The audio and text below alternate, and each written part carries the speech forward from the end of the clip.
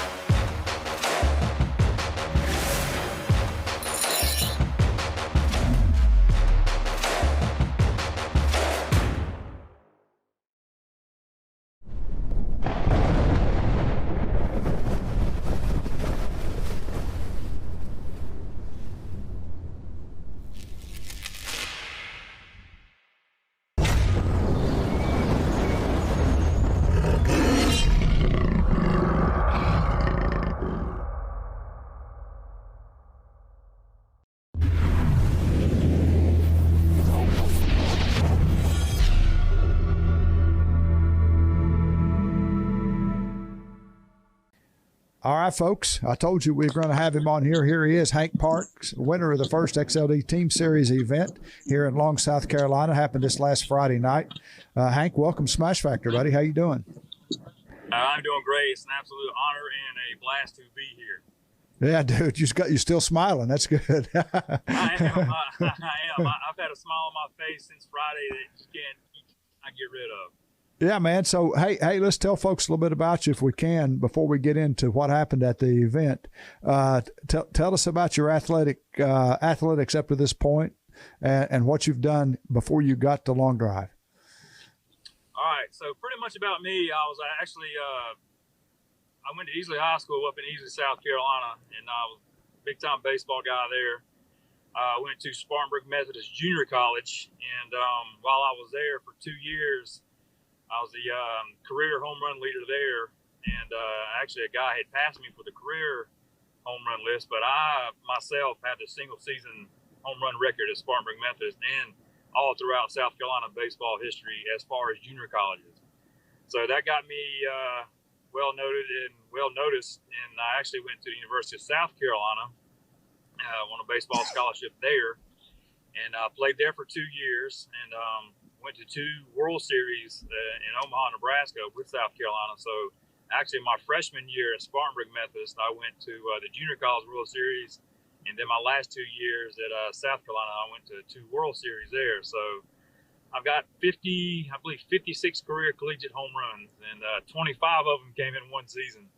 How about that? In junior college at Spartanburg. So I've always been able to create power. And and pretty much that's what led me to, long time down the road, though, it led me to long drive. And I do remember really watching in the late 90s and 2000s, Jason Zubek, okay?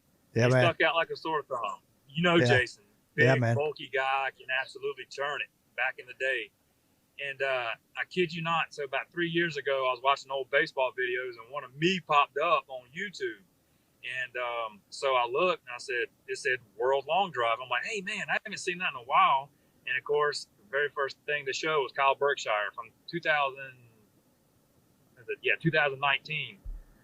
I was like, you know what? I get after it pretty good in the gym. I was always able to spin it pretty good when I played baseball. Let me try to give this a shot.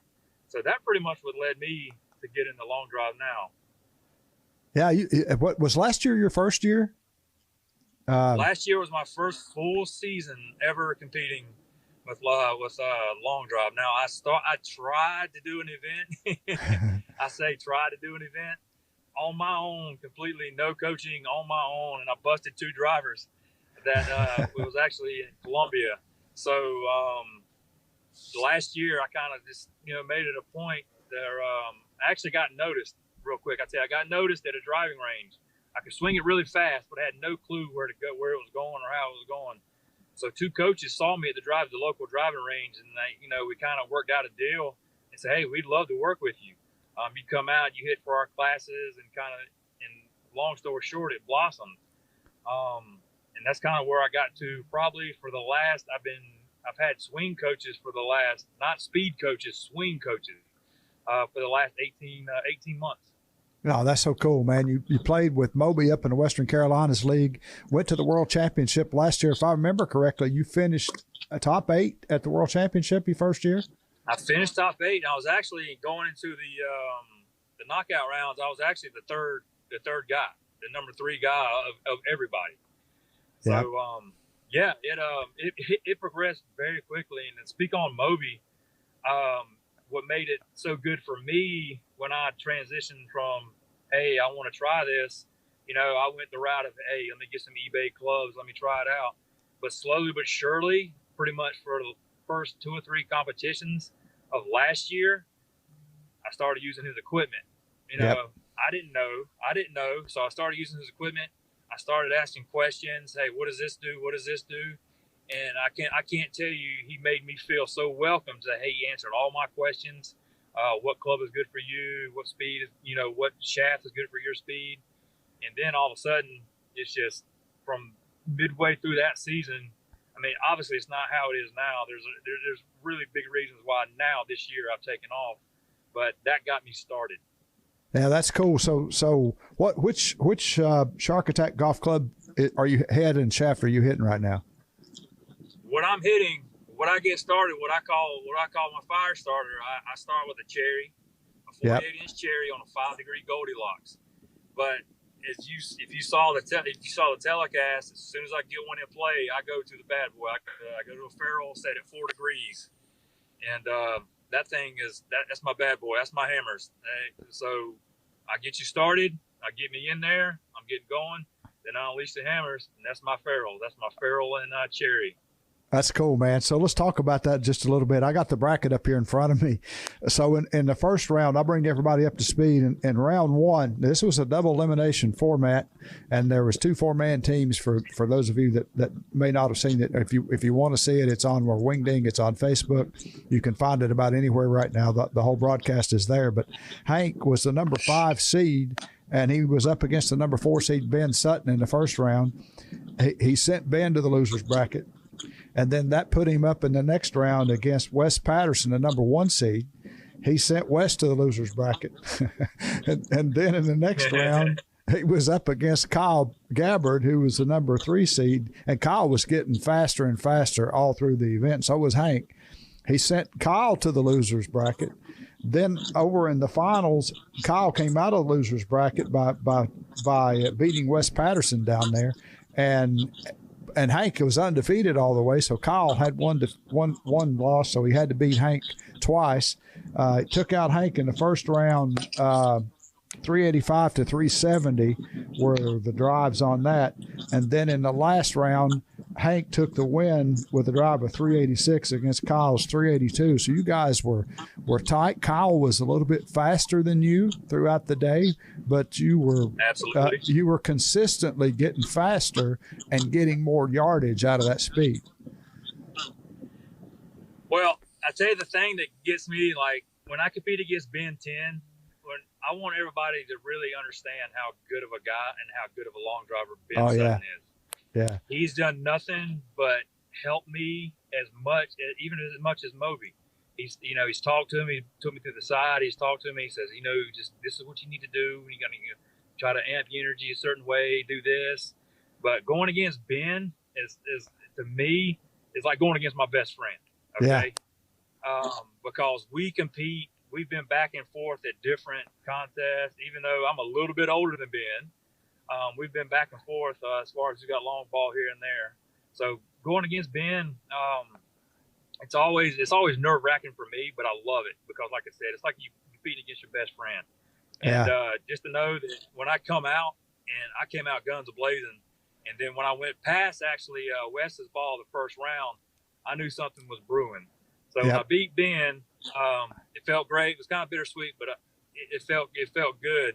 So going on to Patterson. So I'm sitting here thinking, here I am, this, really, really after my first kind of full season into it.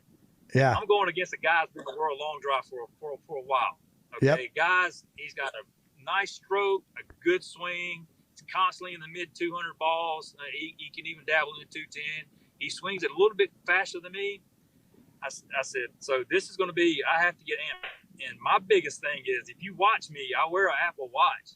I sit there and watch my heart rate. I'm like, well, if I'm down, I need to get amped up. So I was getting amped up, and my heart rate was in the 170s, 180s the second round, because I knew this was going to take my shot.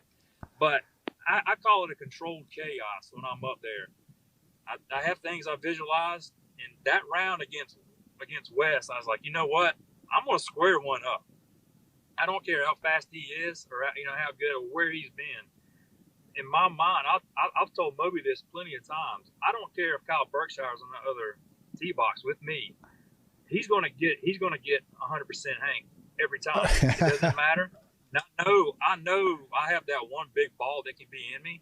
So when I beat Wes, it was just like, okay, maybe I do belong. Maybe I can belong. There you go, buddy. So, and the thing with Kyle is, Kyle Gabbard, let me just tell you, once I first started, Kyle was kind of starting.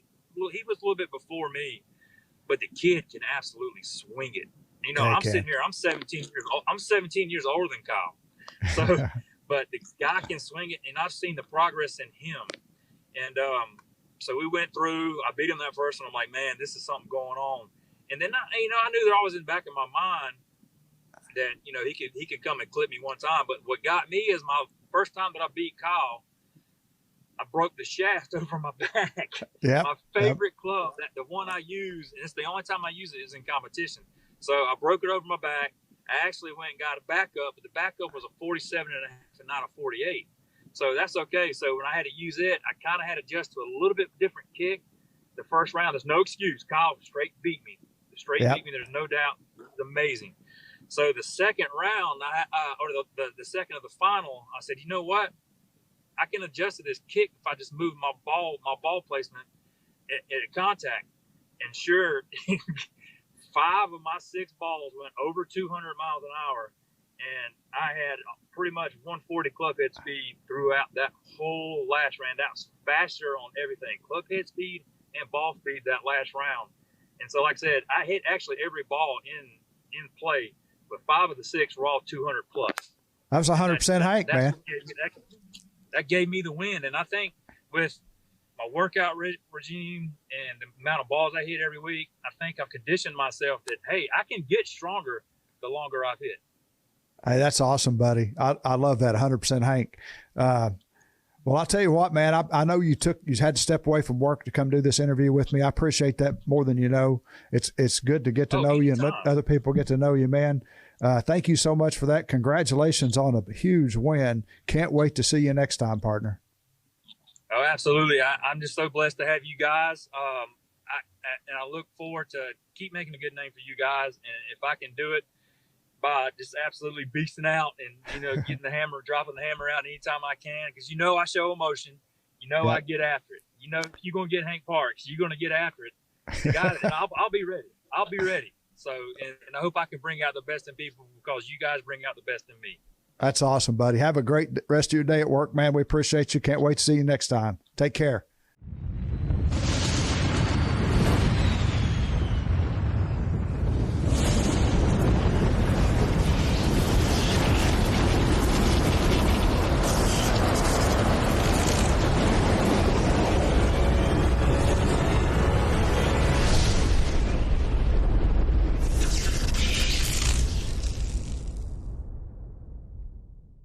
Flight by Yingling is raising the bar by crafting the next generation of light beer.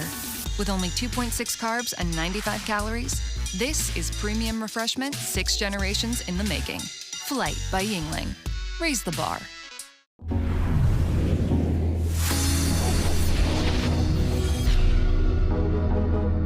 Welcome to Wingding, With a variety of services to offer, we are an end-to-end one-stop shop for digital media production and distribution. Our company originated in podcasting, video production, and digital marketing space, affording us a solid background for growing your brand through media distribution. Contact us at wingding.tv so we can do what we do for you.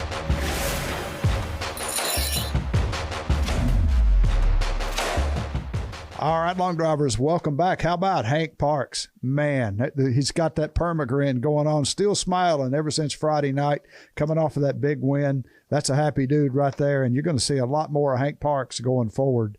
We had an interleague challenge here this past weekend, Saturday, here at the Ultimate Long Drive Academy Training Center in Long, South Carolina.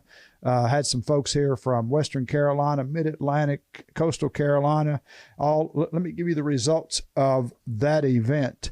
Dylan Alasky and Robert Saucier actually tied at 348 yards. Both of those guys taking first place in the open men's division. Peyton Vanderley took the men's 35 division with a drive of 373. Let me go back. By the way, those open guys were at 348. They tied at 348.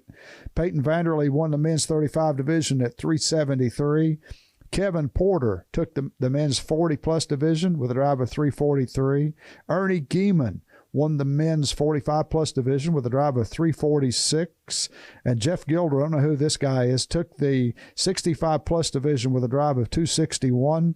And then Mike Porter, took the 70-plus win with a drive of 263. In the Open Pro division, Matt Bowen went away with a win with a drive of 371. And Ben Sutton took the men's Open Pro 35 plus with a drive of 356. So that was it for the events this weekend. Let me get into the upcoming schedule. We're here at the last events in April. We'll get into May events later on. But coming up this weekend, Saturday, April the 29th at 1 p.m., there's a double header at Lake Jovita Golf Club in Florida. So all you Florida people, if you haven't gotten signed up yet, get signed up, get out there to Lake Jovita. And the first one goes off at 1 o'clock. The second of the double header will go off right after that, probably hour and a half after that. Lake Jovita Golf Club there in Florida. Then we do the Western Pennsylvania kickoff at April the 29th at 4 p.m. at Shooters Golf. Brody Carcella has taken us to a brand new venue there in PA. You guys have been asking about getting those Western PA events started. It's springtime. We're started. Here they are. Then over at Leisure Lanes in the Tri-State Division, Russ McLarnon is going to get us off at 12 o'clock, April 30th. That's Sunday at Leisure Lanes. Then we're going to kick off May at the Rim Golf Academy down in San Antonio with Cody Brooks, May 6th at 10 a.m. at Rim Golf Academy. Then at the Beltram Chain of Lakes Regional Soccer Fields up there in the Minnesota Iowa Division. Adam Sauter gets us going. That's 10 a.m. May 13th for that event, 10 a.m. May 13th. Then we're going to Southern California on May the 13th at 12 p.m. at Morongo Golf Club in Tuquet Canyon. The myth, the legend, Mr. Lynn's going to get us going there, buddy. That's going to be a good event. All you Southern California people, get out there and get signed up for that. The Ohio Bombs at the Golf Center at Sports Ohio is May 14th at 10 a.m. Mike Pagliari getting things going there. And then we're going to go back to Texas at the ROK Golf Center with Cody Brooks, May 20th at 11 a.m. ROK, May 20th at 11 a.m. I think that is Austin, Texas. We'll get into more May events. There's a lot more of them on the calendar in our next edition of Smash Factor. It's been awesome being here with you today. Hope you enjoyed seeing our buddy Hank Parks get his first Smash Factor interview and his first big XLD win in that XLD Team Series event. There'll be more of that coming, by the way, more XLD team stuff coming down the road.